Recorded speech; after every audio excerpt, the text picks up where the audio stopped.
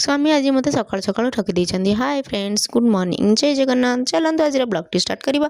तो आज सकाल सकाल मुझे कबाट खोल देखा षंडा आसी आम गेट आगे। मत षंडा बहुत डर लगे से दूर गोटे इटिल पकई देती। ठाकुर पूजा कर गला बेलू स्वामी देते पैसा कहले निया तुम पैसा। मुझे तो ये सपिंग करी या भाभी खुशी होती कि ना। स्वामी कहले ना ना ये क्षीर मौसा पैसा क्षीर तुम एमती मत ठकुच। तापर गरमा गरम इटिली पिठा को चटनी बाड़ देती ब्रेकफास्ट जाकि सपरिवार मिसी खाई देखुना इटिली खाई सारा पर आम खाली दौड़ी गिरिगिरी गिरिगिरी मार्ची ये से इटिलीर प्रभाव ना कौन देखुना आउ तो गोड़ दीटा स्टप होनी खाली गिरिगिरी गिरिगिरी जाऊँगी। तो सहित ये खेल सहित मुझे सेपटे लंच मोर बन लगी।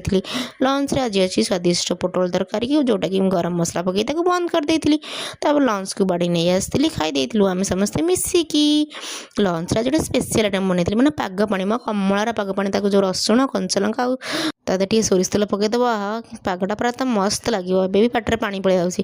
तो लंच कर सारापर इवनिंग टे बाहर जाइए मार्केट मार्केट जीवार कारण हूँ मो मुहर जो सब जंगल हो गलानी कल जीवन रही माने पार्लर मो जाइली आईब्रो सेप करने सेठू पार्लर कम सारापर लेडीज कर्नर पड़े टी जहाँ सब जिनस लेडीज कर्नर किणाकिणी किणाकिणी करदे पलि आसलु माँ पाखक माँ सीना आम पाखक आसपारे आम तो जापर ना माँ कति गोटे दी दिन तो रहीकि माँ पलैबे ना पुणी जाकि वर्षे आमको वेट करा पड़ो से मार्केट जहाँ सब कम था सारी पलि आसला आमको गजलक्ष्मी माँ पाखे टे बुली आसिया।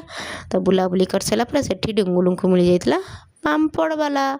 तो यात्रा पापड़ खायाटा मजा भल लगे तो डुंगुल गोटे नक गोटे पापड़ किणी आम पापड़ खाई घर को पलि आसलु। आपण मैंने देखिले वीडियो भल लगे लाइक शेयर सब्सक्राइब करेंगे। रही जय जगन्नाथ।